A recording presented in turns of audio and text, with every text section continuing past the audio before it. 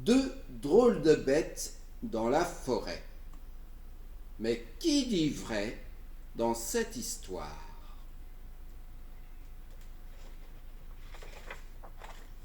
Je rentrais à pied de chez ma grand-mère à travers la forêt sombre et profonde quand j'ai aperçu une étrange petite bête. Suspendue à une branche, elle gémissait tristement.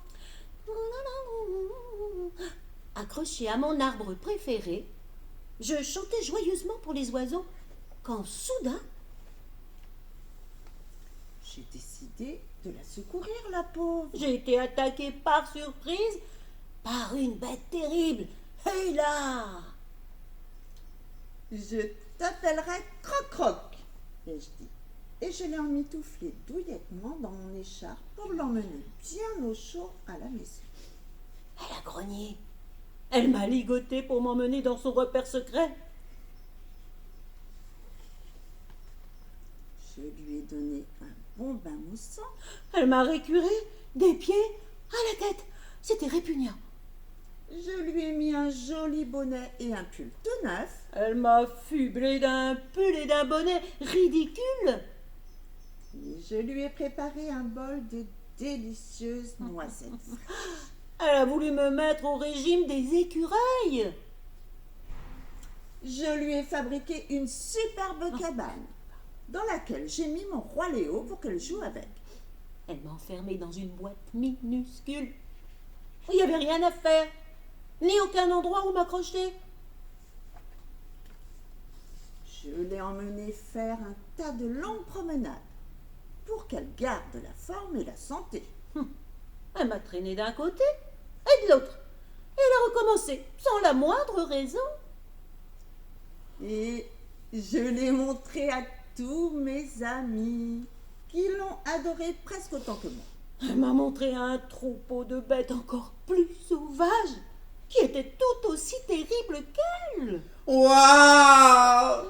Cool! Trop mignon! Incroyable! J'en ai eu par-dessus la tête. Mais curieusement, la petite bête n'avait pas l'air très heureuse. À vrai dire, elle avait l'air d'avoir trop chaud. J'espère qu'elle n'est pas malade, me suis-je dit. Alors j'ai ouvert la fenêtre pour la rafraîchir. Alors j'ai élaboré un plan très rusé, que j'ai aussitôt mis à exécution. Mais là, il s'est passé quelque chose de terrible. Elle a arraché ses vêtements, bondi dehors et s'est sauvée à toute vitesse dans la forêt sombre et profonde. Croc-croc! J'étais de nouveau libre. Youpi! Je suis retournée à toute vitesse dans la forêt sombre et profonde avant que la terrible bête ne me rattrape. J'ai voulu partir à sa recherche, mais papa avait d'autres projets. C'est l'heure de dîner! Berk. C'est l'heure du bain! Hé hé, c'est l'heure de se coucher. Tout était calme dans la forêt sombre et profonde. Peut-être même un petit peu trop calme. Et aussi un petit peu mouillé.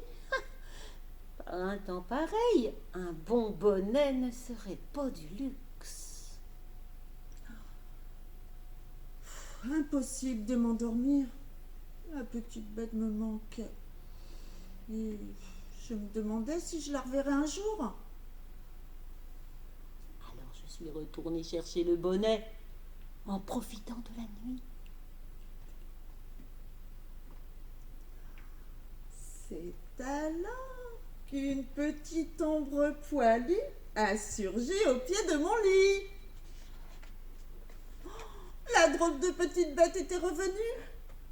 La terrible bête m'attendait. Elle Elle avait l'air plutôt contente de me voir.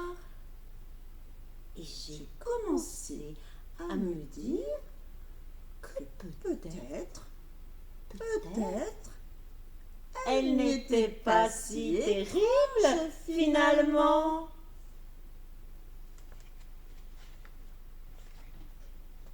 Je me demande bien pourquoi elle est revenue.